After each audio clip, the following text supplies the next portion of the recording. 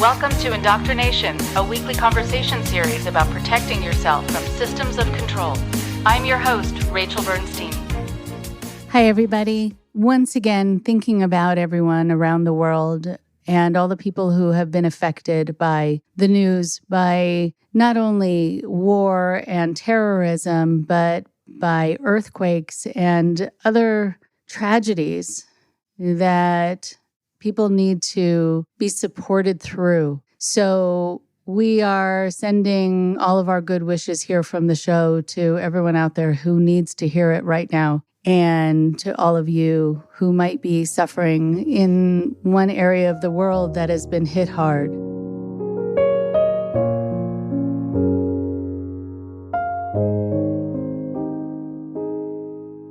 I want to also thank our listeners in Poland. Again, very interesting place for me to think about people listening to this show because of my family's history there. It's very much appreciated, and I'm so interested to hear from you to let me know what speaks to you from that part of the world. So for today, we have Katherine Spearing. She's a certified trauma recovery coach and the founder of Tears of Eden, a nonprofit supporting survivors of spiritual abuse, where she hosts its affiliate podcast, Uncertain. Katherine is also the host of the Trauma and Pop Culture podcast, and as a writer, Katherine has penned several nonfiction articles and is also the author of the historical romantic comedy Hartford, a novel that challenges gender roles in a patriarchal society. Go figure why that's a subject. It's a story that Katherine says should appeal especially to fans of Jane Austen. She has been a guest on a number of podcasts and a guest speaker at multiple events, and you can find more info on Katherine and her work at katherinespearing.com. Here's Katherine now.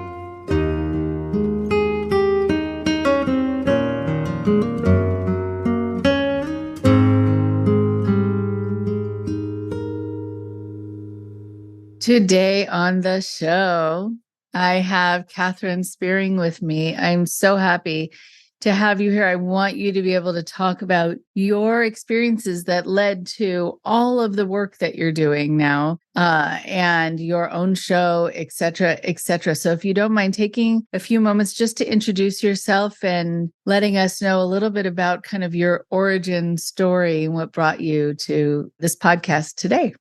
Sure. Thanks for having me. I'm excited to chat. As you said, I am Katherine Spearing. I am the founder of an organization called Tears of Eden, which is a nonprofit dedicated to supporting survivors of spiritual abuse, specifically from the evangelical community. And the journey of how that started is I have both cult surviving experience from a Christian fundamentalist cult, and then I also left that and stumbled into evangelicalism that for about a decade I thought was very different than what I grew up in, and discovered it's actually not that different. It just looks a lot prettier and is a lot more buttoned up, and there are suits and ties and things that make it seem like it's a lot less controlling.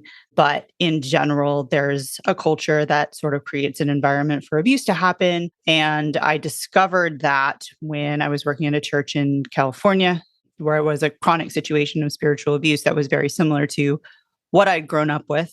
And during that experience, I was talking to a bunch of people all over the United States that I had met. I have a seminary degree and I was on the mission field. So I just knew a lot of folks kind of spread out all over the country, all over the world. I was just talking to people. Hey, what do I do? Help me through this. What's going on? What do I do with this situation? And I started hearing stories that were very similar to mine, just kind of from everywhere. And this is long before Ravi Zacharias is in the headlines. This is before Carl Lentz from Hillsong is in the headlines. Mark Driscoll has been, people knew about him, but there were a lot of different key figures that hadn't hit the headlines yet. And so there's this awareness that there was this pretty significant issue happening, and like what I was experiencing was not isolated. And so the idea for Tears of Eden came out of that, it just started as like, we just need a place a hub, someplace that we can just go and find resources and connect with people who have been through something similar, because a characteristic of a lot of the folks that I was talking to is we were just very isolated and didn't really know that many people who had gone through something similar. And so that's the catalyst for starting Tears of Eden. I'm also a trauma recovery coach. I publish author. Art is a huge part of my healing process. And also I enjoy incorporating that into Tears of Eden and also with clients that I work with. And so my first novel came out in 2021. And then I have a day job that helps fund my life. That's great. Okay, so you're a busy person. And I'm sure, like when you have something really on your mind, you can become a busy person. You really want to devote yourself to a cause, and this can certainly become your cause. But I think it especially becomes one when you start getting feedback, when people out there are saying, oh, yeah, this happened to me as well. And then you know that you've kind of hit onto this hot button issue that now you have the benefit of connecting with people over in a way that I think before the internet, before people being able to reach out, I'm sure is extremely, extremely difficult and isolating. What have you noticed about the responses? And also, have you gotten negative responses? A lot of people I talk to, and same thing with sometimes when I'll do a podcast interview about a particular group, I'll get some feedback where it kind of lets me know that a person is feeling like they have to say something in order to uphold their own ideas still, sort of without having too much internal conflict, or that they know that they need to speak out against what my guest has said because they know they're going to get kudos for doing it, right, from their group. There are a lot of reasons people will do it. So what have you noticed about the responses, I guess, the good and the bad? Well, when I said that I noticed that evangelicalism was a lot similar to the fundamentalist cult that I grew up in, that is now the second time that I have now said that publicly, because I felt that way for about 3 years and became more and more aware of the similarities as I've been doing this work. And I know that is not going to be received well. And so typically I try to stick with that common thread of most of us think abuse is bad. And most of us think it probably shouldn't be happening in the church. And so that tends to be sort of the equalizer and the starting point. And folks who identify as evangelical, or they don't identify as evangelical, but that they are, there tends to be more pushback in terms of, well, not every church is like that. And just like wanting me to make sure that I know not every church is abusive. Very similar to, when someone's like talking about feminism and people are like, well, not every man is like that. So just like a very similar needing or like, well, my church is safe. Like, I wish you could come to my church. My church is safe. And so that type of response of just like this a need to believe that evangelicalism / Christianity and all that kind of stuff is inherently good, and that this is happening in outlier places and not happening kind of everywhere. And so that's probably and with spiritual abuse, as I'm sure you are familiar and your listeners are familiar, it's confusing, it's convoluted, it's intertwined with what a lot of people have come to know as Christianity. So breaking that out and kind of figuring out like what's abuse and what's just good old average Christianity is just very complicated and complex. And so there are a lot of people who do stuff like break down scriptures and like, this is actually what this word in the Greek means.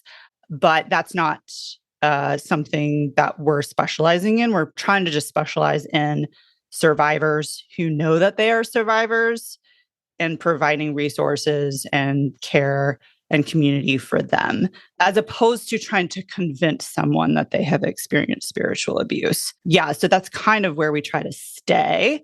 And in terms of just pushback is more that just like, well, not all churches are abusive, or, not all pastors are predators, that sort of thing. So that tends to be the gamut of what we interact with. Right. Okay. Got it. Got it. And then also, I'm very curious about this title, Tears of Eden. I remember learning when I was growing up, when I learned about the Bible and I learned about the story of the Garden of Eden. And now thinking back on it, it's so problematic. And so I just thought how interesting, as we're going to be talking about patriarchy. One of the things that became, like when you learn something when you're literally like, "Oh, okay, sure." And you don't really think like, could that be?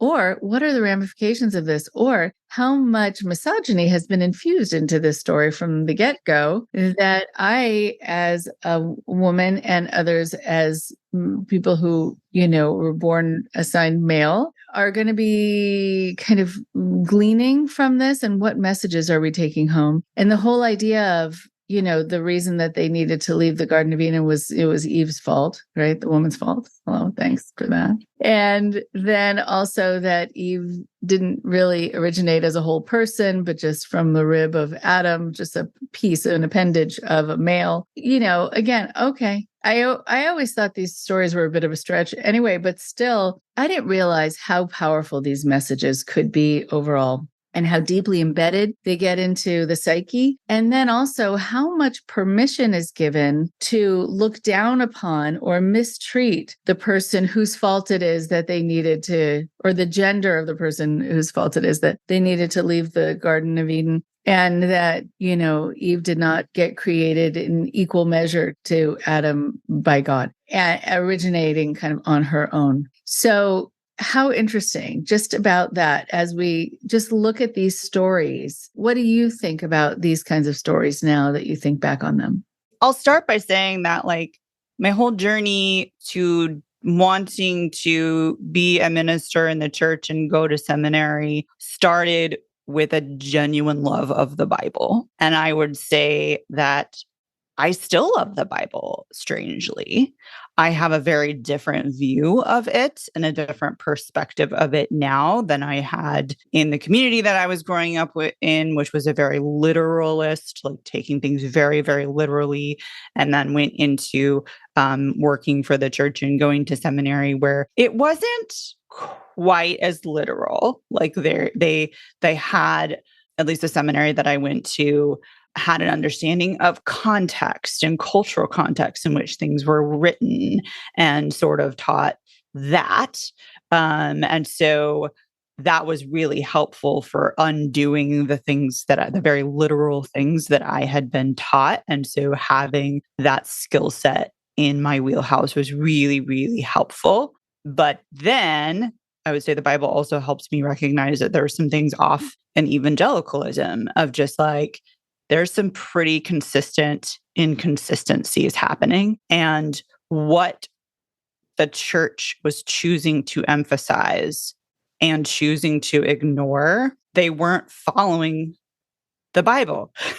So even if they were saying, we follow the Bible, like they weren't actually following the Bible. And then there's the whole conversation about the problematic things within the Bible themselves. I don't know if we want that to happen for the scope of this conversation. But I'm definitely in my journey more open to acknowledging the problems that are actually in the Bible and just saying that's a problem and kind of leaving it there. Like, I don't need to prove to you that the Bible's still good. It just has this one little thing that we wish it wasn't in here. I don't feel the need to do that because that's literature and that's books, like they have problems. I do think that it's pretty remarkable that all of these books are written by different people and they have a very similar message. That's pretty cool. There's not a book like that. But I also think it's a little problematic that a bunch of men decided which books were going to be in the Bible. That's a little problematic. I learned that in seminary. They just kind of flew over that. And I was like, wait a second. Council of Nicaea. Wait. You mean God didn't tell us that these books were supposed to be in the Bible? A bunch of men decided? Wait, wait, you can't just brush over that. That's a pretty significant detail that most people don't know. So yeah, that's kind of just like an overview of how I see those things now. I mean, I grew up learning the Bible. I mean, from Jewish perspective. I know it's called the Old Testament. We call it the Bible. It's not an old or new anything. It's just what is. But I remember learning, of course, about Jacob's 12 sons and the 12 tribes of Israel. And then it wasn't until maybe in my 40s that I heard they had a sister named Dina, who her story is that she had been raped. And Dina in Hebrew means judgment and or justice, which is interesting. But where was she in the whole story? I mean, I was even in the musical, and like she was never. That was just one of the backup singers, but still,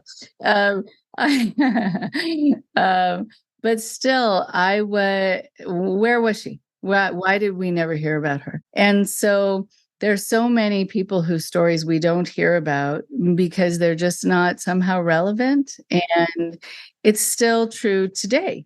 When you see things going around the internet, when you see things like going around Facebook or Twitter or wherever, and it will say, this man was credited with having invented blah, blah, blah. We never heard about the fact that his ideas came from this woman who was his professor or something, or it was actually all these other women who have invented things, or the composer who we've heard of, whose sister was actually even more talented, but had to give up her role as being in the spotlight once she got married or had children, and the spotlight then went to her brother, who said that he is admittedly less talented. So the hidden piece of so many people, and people also who, I mean, gays and lesbians, people who have different disabilities, the people who have gone into the shadows for all these years. I'm sure it's very hard to kind of reconcile that. And it's nice to know that now there's a little more discussion about it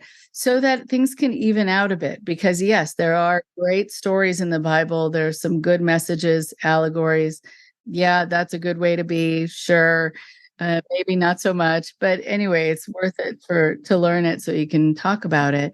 But I think about you coming out of the shadows, and being able to be a presence and how meaningful that is. So let's then go back in time, shall we? And let's hear more about you and what life was like for you during your first incarnation on this world. What was it like? Yeah, you said coming out of the shadows. I feel like that word has been like coming up in just conversations recently. I'm working on a book about spiritual abuse, and one of the titles has the word shadows in it. And I'm trying to I don't want to be too dramatic, but then at the same time, it does kind of capture spiritual abuse a little bit in terms of it just being there. And we're not always aware that it's there, and it's kind of like hovering. So you mentioned Dina, and I remember being told about that story because she gets brutally raped, gang raped, and then her brothers respond by murdering everybody in the town. A very violent story, and I remember being told in the fundamentalist world that I grew up in, that was a message for women that they shouldn't leave home and they should stay under the authority and protection of their father and their brothers, and then later their husband. And that is not at all what that story is about. But it was a powerful message. You leave home, you get raped. And in terms of that, I was also told wasn't supposed to prepare to have a career. I was supposed to prepare to be a wife and a mom, and I didn't need to have a career. And there was a lot of fear infused into having a career. And one of them was you might be sexually harassed by your boss. First of all, it was just assumed my boss would be male. One, that's a problem. And then two, that would be happening entwined with all of the sexual abuse and exploitation that was happening within the community. Things like the obligation sex message, women aren't allowed to refuse their husband's sex. The fact that like that was, covering up so that you don't tempt men. And that if a man is tempted and sexually assaults you or, comments negatively on your body or comments on your body at all, it's your fault for what you wore. And not being so heavily put on the women of our bodies. But this underlying message of like, you're saving your body for your husband. And the only person you can see or enjoy your body is your husband. There was no messaging of like self enjoyment or self pleasure or even pleasure for the woman at all. Like that was even something on the table at all. So that was just the world that I grew up in this space of basically, I think the main characteristic was that idea of like you're being prepared to be a wife and mom, and having that message put on me pretty early. And then when I was around 16, I would say that that's when my family became a cult. And that became very overt. And we were already homeschooled, but education started being limited because why do you need this? You're just going to get married. You're just going to have kids. And then all of our education or training became very like homemaker focused. And when people would ask me where I was going to college, my father would jump in and say, she's preparing to be a wife and mother. She's not going to college, as if it was like this like really wonderful thing and everyone should be doing it. And that was genuinely what was believed. Women who had careers, especially if they had kids, were very looked down upon. And people who put their kids in public school were very looked down upon.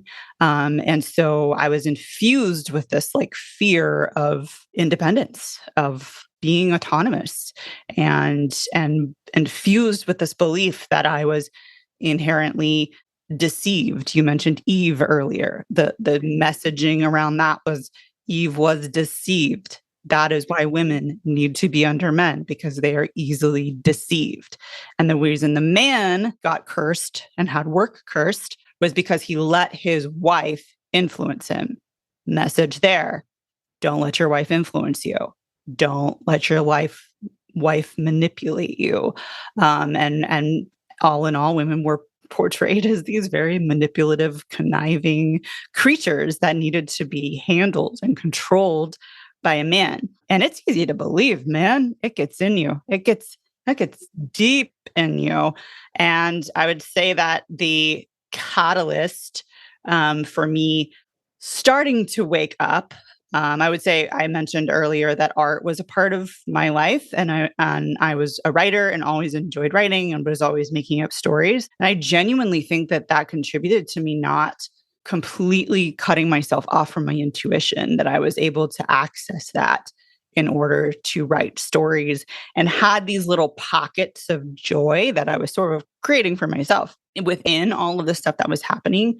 Also, the fact that I was older sister, had 5 younger siblings, and this maternal instinct came out, and just like watching things happen to my siblings and my love for, to quote the Bible, love casts out fear, and that love for my siblings starting to supersede the fear that I had of authority figures and consequences, and even to some extent God, of just like, if I love my sibling this much, and if God is love, then God has to love my sibling too. And God can't be happy that this is happening. And so those little like mental hurdles to get over some of the stuff that was being taught. I was allowed to go to Guatemala for language school when I was 19 years old, because that was considered a useful skill to have, to be able to speak Spanish. And when I went to Guatemala, at the time that I went, we didn't have things like FaceTime or Facebook. I don't even think Facebook was even around. And so I had like a calling card to call home, and I was under instruction to call home once a week. I had to go to an internet cafe to send emails. So I was kind of cut off from my family. And miracle of miracles, surprise, surprise, surprise, I didn't miss my family near as much as I was supposed to. And got this experience of like making decisions for the first time, having friends who were not Christians, like for the very first time when I was told that they were dangerous and like you can't make good decisions if you don't have Jesus inside of you making those decisions on your behalf. And so the fact that I would like meet people that weren't Christians and they cussed and they drank and they did all of the things that, non-Christians do, but then they were like decent human beings and they were kind and they liked me and wanted me around. And we went on these adventures and chicken buses and to the hot springs and to the, volcano and all in all just had this first time experience of like, I can breathe for the very first time. And really is like, well, why cults don't let you leave. They don't let you go away because this is why. Like the control and the influence needs to be there all the time. Constant. And I got this little glimpse of what it was like to breathe and to question if some of the things that I'd been taught maybe weren't right. And that started it. That was like a starting point. Okay. So I'm curious. Yeah. So I want to be able to come back to that. I was curious also to come back to this idea about how, yes, this is why, cultic groups don't let you out of their sight. This idea of you making decisions for yourself for the first time. And I'm sure seeing that you were able, that you could make decisions, that you didn't have to defer to someone else because you were incapable of making the right decisions for yourself, which is often what's taught, or that you didn't have to defer to a man to make a decision. What did you realize during that time in Guatemala that you were capable of? I think making friends that just weren't pre-programmed on my behalf. I mean, I don't know if this came from, well, it had to have come from the environment, but just this like feeling of like no one outside of my family/community is really going to care about me or support me. But then to encounter people who just knew me and did not know my family and they liked me. Like that was just like a very unique experience of like, oh, like I can build a relationship that is not rooted in my family or even my faith. And like just this like experience of like being liked for myself. And then going to classes and being in this place where I was like learning and being in a city that was like walkable and I could like go get a pastry on my way to class or and just having this experience of that was like just a very sensory experience. When I think back on like Guatemala, like I think of like the smell of exhaust from the trucks and just the dirt in the streets and the just experience of like my whole self was kind of there and in this space. And then I was able to live, like this like very small little planted seed of like, oh, I can survive outside of my family, which felt so dangerous. It felt so dangerous. And I was very aware. Don't let mom and dad know how happy you were. Like, don't let them know that you were like, didn't want to come home. Like, don't like pretend everything is fine. Pretend everything is fine. But once it starts, it don't stop. Freedom is a tantalizing carrot to follow for sure.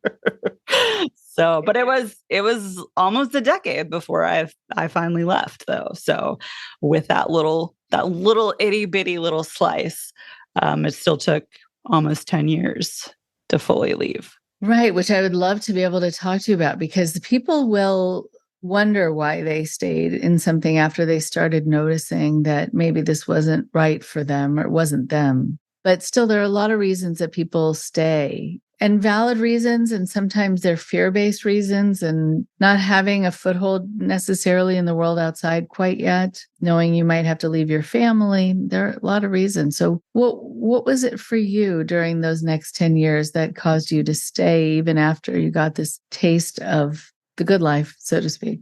Yeah, I think some of it was just, I mean, I was 19. So at the time, no college degree, no real like work experience that I could put on a resume. Did I have dreams of leaving? Sure. I think that there was always a hope and expectation that it would get better because I was only 19. And so I'm like, maybe things will change. Maybe, maybe my dad will change. Maybe my mom will change. Maybe, maybe these things will get better. Maybe this is just a phase and it'll go away. Hoping and expecting. And I would have these conversations because the end goal was marriage. And so maybe I will get married and that will be freedom. And then asking my father, like, if I don't get married, like at what point do I get to like decide that I'm not getting married or that it's too late? And like we would go to these conferences of families like ours, Vision Forum, IBLP. People are familiar with that from Shiny Happy People. And there would be these women there that were stay-at-home daughters who were like in 35 and 40. And I was just like, is that what's gonna happen?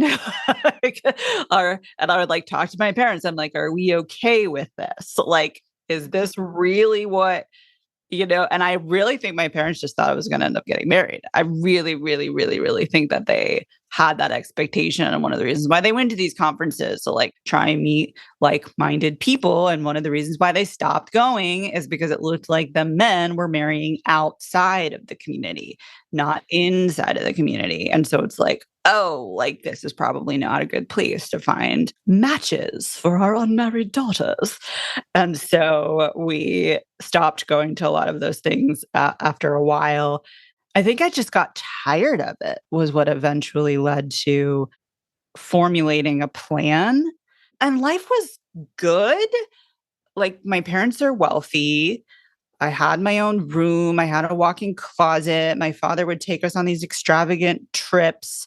And so there was this illusion of everything is great and fine. My parents have a massive home and a lake house and a boat. And so there were like all of these things that kind of made it shiny and like, and then plus I am infused with this fear of having a career and having a job and like supporting myself. I was led and conditioned to believe that I wouldn't be able to do that. That wasn't something that I was capable of doing. That was a man's job to provide for me. And so there was that aspect. And I think one of the next catalyst was when I was probably, I think 22, 23, still hadn't started college yet, still hadn't had a ton of like work experience at that point. And my father got upset at me about something and told me I needed to apologize. But I just remember thinking like I didn't do anything wrong. And normally I would just apologize. If he told me I was wrong, I would just say I was wrong and like just admit, like, sure, whatever. Like dad says I'm wrong, I must be wrong. Come up with something to agree. And this moment, it was just so very clear to me. It was not wrong. Like I was not wrong. I was like, no, I'm not apologizing. I'm not apologizing. I'm not apologizing. And it was a standoff for like 2 weeks. He wouldn't let me drive the cars. He told my siblings they weren't allowed to drive me. So I was basically like grounded at like 22 in my home. And just like the standoff of just like, and this just real clear experience of like, my father can be wrong. And like, this is not okay that he is forcing me, coercing me into apologizing. And my apology was to finally end this standoff was a total lie. And like, so I'm lying about repentance now. It was just like this feeling of like, and then this awareness that because he told me I couldn't leave the house and cut me off from driving the cars that he owned, and told my siblings they couldn't drive me either, and because he owned the cars, like, he was in charge. And this reality of like, the only way out is money. Like, I need money. I need a job, and I need a car, and I need a degree, and I need to be able to pay for my life. And so that started the plan, which was all in my head because I was terrified to write it down. But that was like when the plan started for getting out. And because I had a plan, I was able to fake it because it was like a moment in time. Like, I have to do this in order to leave, and just come up with this like strategy of getting the things that I needed and the resources that I needed so that I could eventually leave. Okay. That notion that you found yourself apologizing and then you were needing to lie just to end the interchange and having to do something that didn't feel right, that just didn't feel right to your conscience, but that was the only way out of it. I think about that. I talk to my clients about it sometimes when they're with people who are difficult. They find themselves needing to placate. They're needing to be the salve in the moment, and just make sure everything goes smoothly. But that they will kind of be crossing their fingers behind their back because they know this is not the truth, and I need to at least, make myself aware. Like, I know this. I'm doing this for survival, but this is not true. Right. And people also who are used to being in charge are used to being the ones to receive the apologies. They are usually never in the situation of having to give them. And a lot of the people who have to give apologies do it in a half-hearted way because they're not sure that it's their fault. And sometimes they're not even sure what they're apologizing for, like in your situation. And you don't want to have to deal with, and this is not to say something about your dad, but it can feel like, oh, I'm needing to compromise my own ethics here to do the quote unquote right thing in this situation. So maybe the situation is not right. It shifts the equation. Yeah. And those are very, very powerful moments of like choosing appeasement over self. And when you're like so aware, I am sacrificing myself and like what I value or know to be true in order to appease so that this very unfair situation will end. It's just this very, very powerful experience of like, which one matters more? Like, which one really matters to me more? And in Christianity, they'll tell you yourself shouldn't matter. In fundamentalism, they tell you yourself shouldn't matter. And I don't know why. The very, very, very small part of me felt at least that it shouldn't matter less than my dad. Maybe it didn't matter, but he didn't matter either then.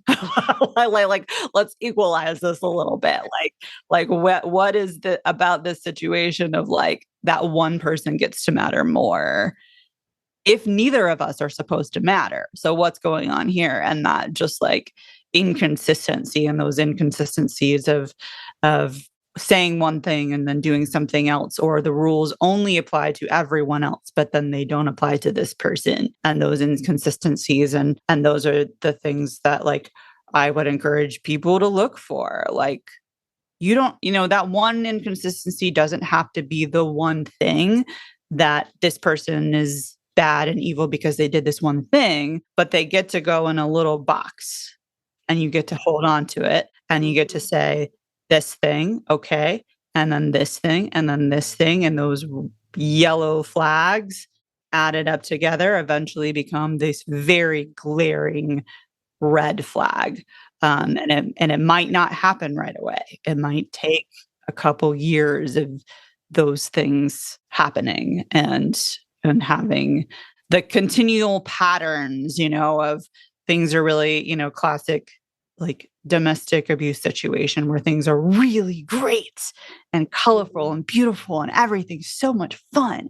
And then a few months later, everything is horrible and total hell, total chaos, and just like these constant patterns of that, and just like watching for those patterns, writing them down if it's safe. If you can't write it down, you can't write it down, but just like being aware of those patterns and those inconsistencies, because it's going to be, especially in a spiritually abusive environment, sometimes the overt things that usually get people out, such as like a violent rape or a physical abuse situation that leaves marks on the body, those things don't always happen because they are good Christians in their minds and would never do that. And so they have that line that they're not going to cross, which is really just what's not going to get them put in jail.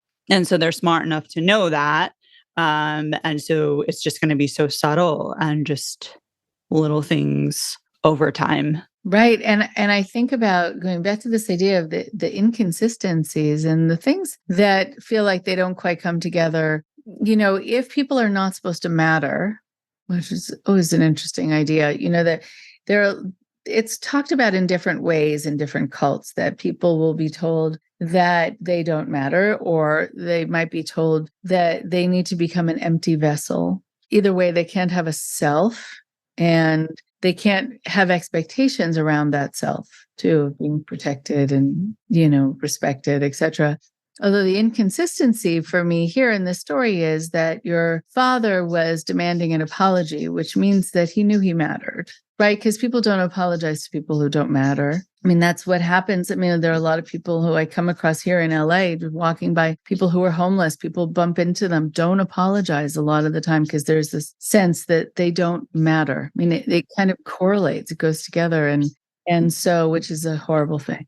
But at the same time, I'm thinking of your dad having this standard of behavior towards him, which means I think he knew that he mattered to a certain degree. And maybe that is how it is for men rather than women. And or if it is for women, maybe only women who are very high up in, the hierarchy.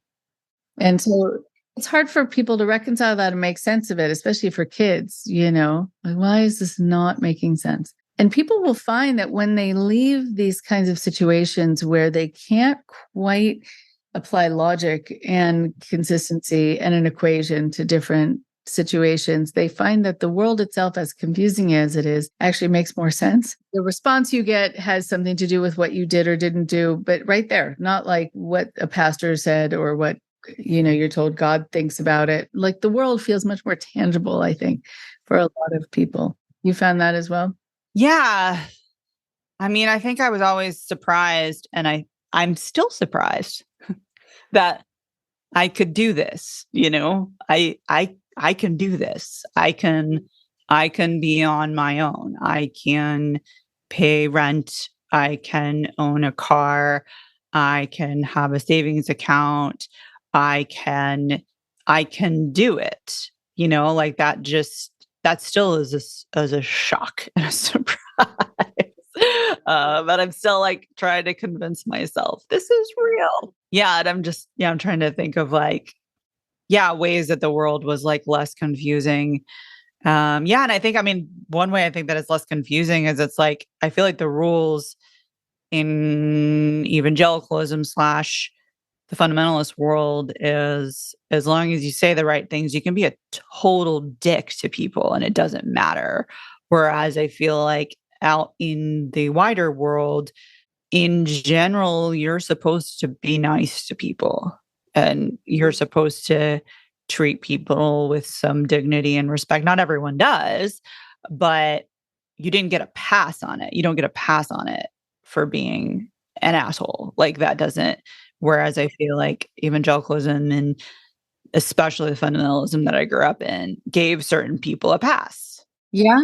Yeah. I mean, even in the story that you were telling, and we're going back to this idea of Dina, but the lesson is that she shouldn't leave the house. What?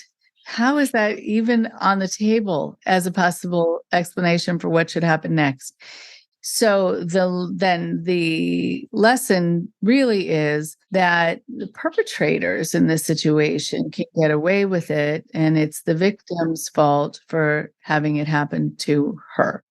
Right. So that goes with how it's been in our legal system up until recently, and still is sure in some places, but around the world, like the what were you wearing question. Actually, that reminds me, and we're giving examples about things that make sense versus things that don't make sense.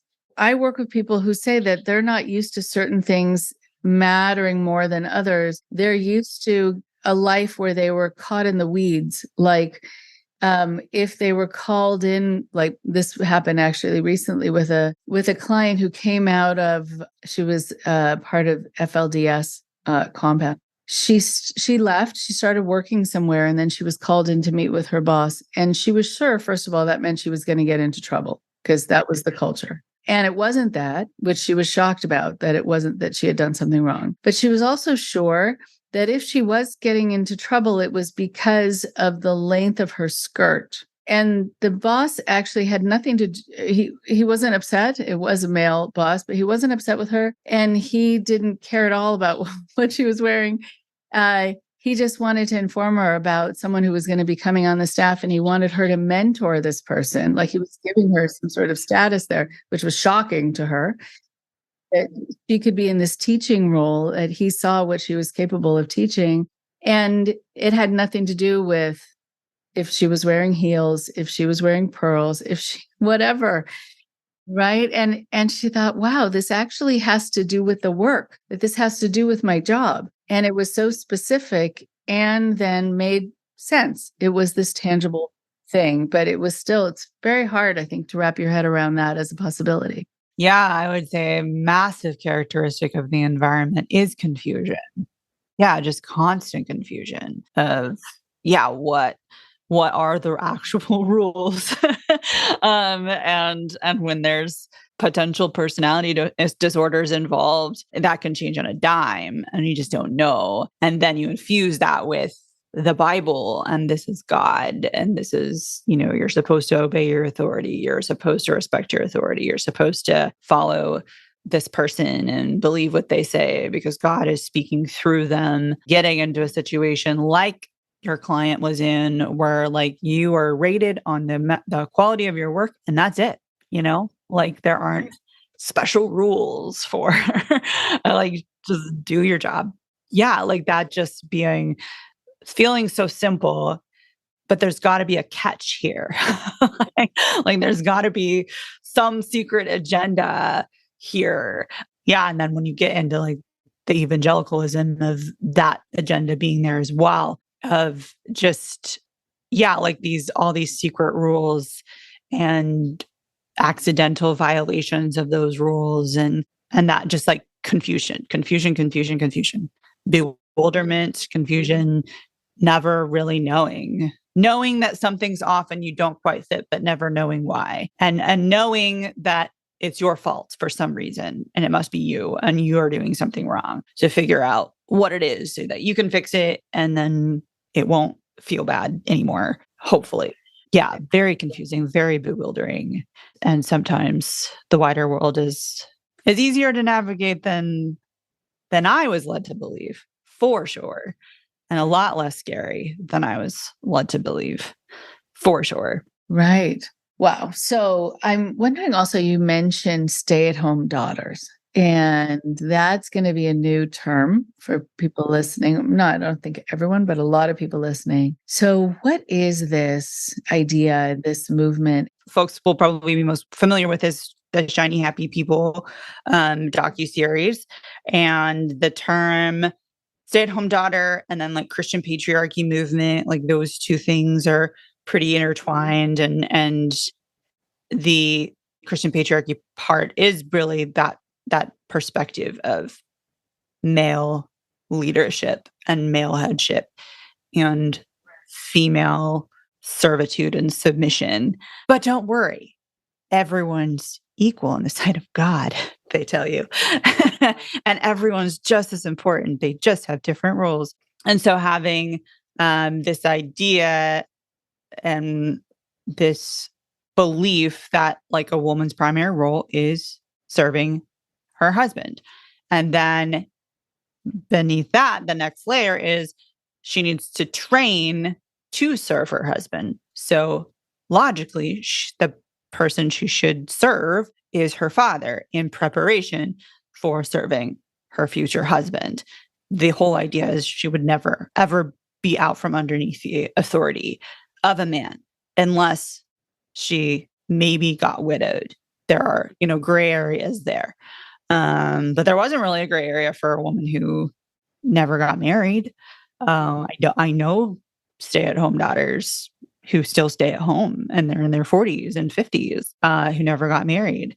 And just that idea of the father always being, having the final say. There is a verse in, I think it's Leviticus, about fathers having the power to disavow their daughters. So if like a daughter makes a vow and then her father hears of it, he is allowed to say, no, she's not allowed to keep that vow. And that verse, there's only daughters mentioned, like there's not sons. And so that's the verse that is used to say that a daughter will always be under the authority of a man, and that a father has that usurping power to say who she can marry, what kind of job she can get, and if she can have a job, tell her what to think, tell her what to believe. A phrase that my father said all the time was like, you should be sitting at my feet and learning from me. And so it went even beyond just asking for permission for things. It was like just this active, basically worship of this person. And each father got to determine what that looked like for himself. And that just happened to be the makeup of our family. But yeah, it really gives just fathers the right to turn their family into a cult. I read an article the other day where the woman called it an evangelical daddy cult. And I was just like, oh, that was perfect. Perfect description. And so when I say that, calling my family a cult, like it had all of the characteristics, and it was in studying like spiritual abuse for the nonprofit that I was like, I think what I grew up in was a little bit more extreme than even what I'm dealing with here with spiritual abuse, which led me to, discovering those aspects of those dynamics of a cult and how those existed just within this family, and that's what it was set up to be. Honor your father was taken really, really far.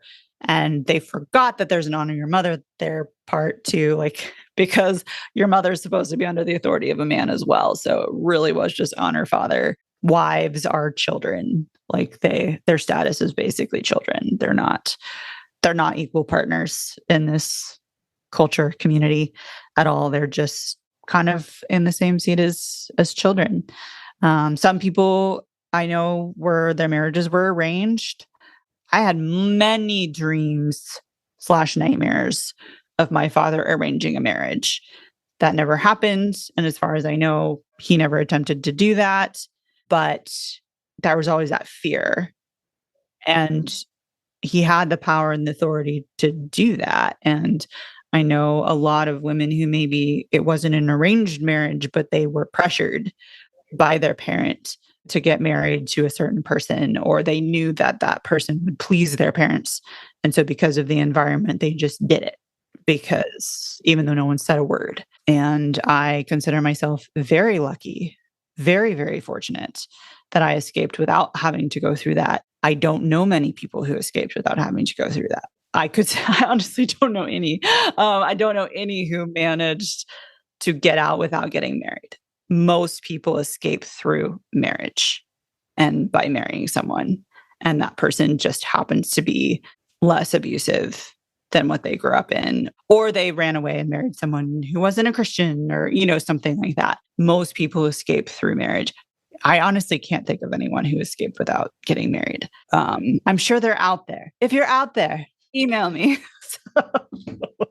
But I don't know anyone who managed to get out without getting married. Wow. And then, when people picture marriage, it's also good to think about how what you're saying is different than just a regular marriage, where there is going to be the expectation also that of subservience and many children and probably no divorce. Yes, absolutely. Absolutely. Yeah. All of the implied things. Yes. All the implied things. Okay. So then I don't know if you feel comfortable being open about this, but I'm wondering what you think about your mom's experience of this life as this wife being designated also as another child in the household. What was it like for her? It's very complex.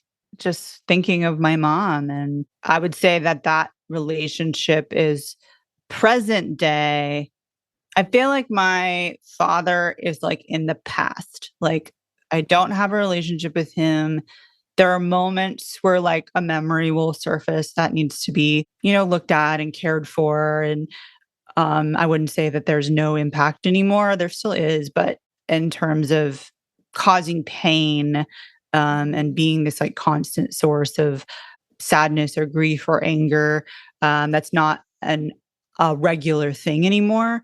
My mother, I would say that's a much more painful present day situation because I believed this deep down into my very depths of my bones that she stayed for her kids and to protect her kids. And that as soon as all of the kids left and were no longer minors, that she was going to leave him. I really believed that, Rachel. I really, really believed it. I don't know if that was just wishful thinking, denial, but it was very, very deeply embedded into me that that's what she would do. And she did not. And so she stayed and has stayed. And in my opinion, has become much more militant on behalf of my father and his beliefs. And I have to say now, I don't believe that that's just coming from him, that she's just his mouthpiece. That's what I believed growing up, that she was just his mouthpiece. I just slowly started to realize that this was also a belief that she has adopted and infused into herself. And yes, there's a trauma bond. Yes, there is brainwashing, but she is the author of her own, in my opinion, is the author of her own abuse. And that's really hard when I saw her as an ally for most of my growing up years. And there's this part of her being, this very like mom that I really admired and like thought she was really cool. And when my dad was out of town or just not home, she could be fun and she could be goofy and she could be relaxed and chill and like I enjoyed her as a person. And so just this very deep sadness that all of that now feels gone, just like completely erased, like that side of her identity is gone. And so I feel like the children maybe allowed her to retain some of that aspect of her humanity. And then once there were no kids at home, it became all him. And then it became all just enmeshment with my father, which is very, very, very sad, very, very tragic. And I think that's a common experience for folks when you have that one person that you do connect with when they choose the abuser, when they choose the cult leader, when they choose the abusive church over you. That's far more painful, honestly, than anything that my dad did, without a doubt. Wow. Sorry you're in that situation. So just as we're finishing up, because I know we just have a few moments left, I wanted to ask you if there was something else you wanted to share with us. Of course, I want you to be able to talk about all the things that you're doing now. But if there was another message you wanted to be able to share with the listeners before we go into talking about your online presence, etc. Yeah, maybe just like kind of wrapping up just the part about my mother, and then just in general, when we leave these spaces and people we love are left behind, if you don't feel like you have the energy to continue reaching out and attempting to reason with them and save them, you don't have to. You are not doing something wrong by choosing your safety and your well-being. And that's okay to do that. There's going to be a lot of guilt for either going no contact or limited contact, but if it's impacting your recovery, you're allowed to create that distance. You're not a bad person for doing that. That's something that I have had to learn, of just like letting go of relationships.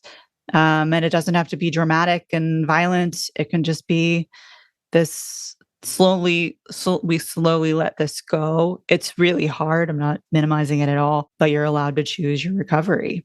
You're allowed to choose yourself. That's very important. Very important. Okay. And so then for you, for the work that you're doing now and the things that people can find that you've done, that you've written, all of it. So go for it. Tell us all about it. Yeah. So Tears of Eden as main social media platform is the Ad Uncertain podcast on Instagram. And that is where we post most things social related. And I think I forgot to mention that there is a podcast at the top of the episode, but Tears of Eden does have a podcast called Uncertain that is for providing resources for survivors. And we have survivor stories and authors and artists and experts, professionals, mental health professionals come on and just provide stories and resources for folks who are leaving or have left. And so that's probably our main way that people find us.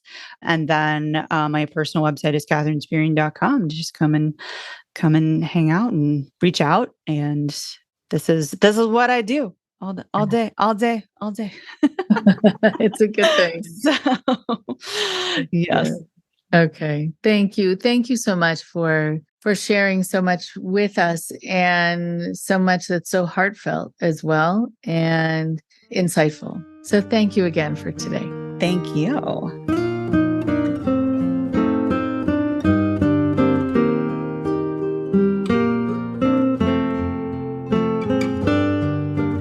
One more thing before you go.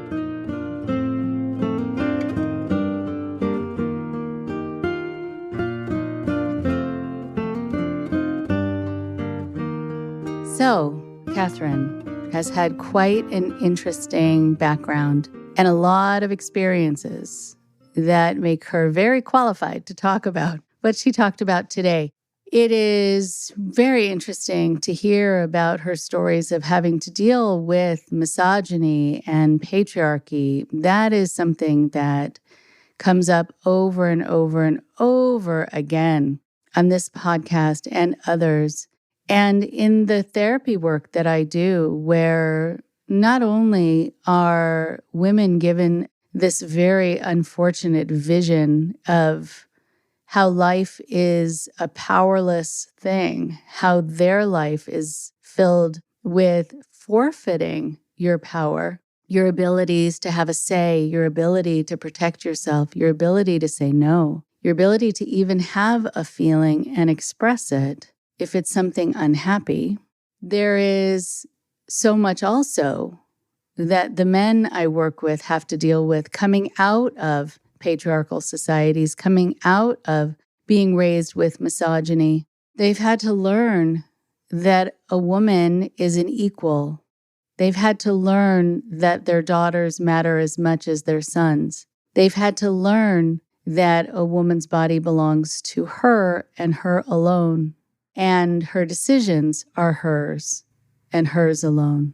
And so it's a challenge, actually, for both men and women, for boys and girls, people of any age, coming out of these groups to relearn that very indoctrinated way of thinking. Seems to be a challenge for everyone. But it's an important challenge, and it's important to get past it so you know how to be in the world in a way that's respectful, where you learn also that you deserve respect and you learn that the other person deserves your respect. This is something that is difficult for a lot of people. For women coming out of these societies, they will sometimes think that there's something wrong with them, that they need to be told what to do in order to make the right decision, that left to their own devices, they'll make the wrong one, or that they can't be trusted. And boys will often develop this sense of entitlement, that a woman owes them something. A woman owes them their body. A woman owes them respect, no matter how they treat them. And these are things that are going to get you into trouble in the world outside. And for good reason. There are people now, luckily, in the next generations who are learning more about the fact that you have to ask someone before you touch them. You have to ask someone before you kiss them. You have to give your permission before you are kissed. That's a new kind of idea. And in some places, in some countries, still not at all on the radar. And in some religious communities and others, still not anywhere on the radar.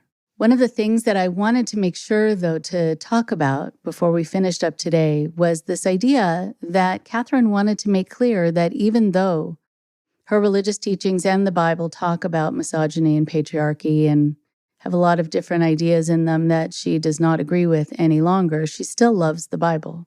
And it still speaks to her. And I guess it still has lessons to teach, and it still feels holy.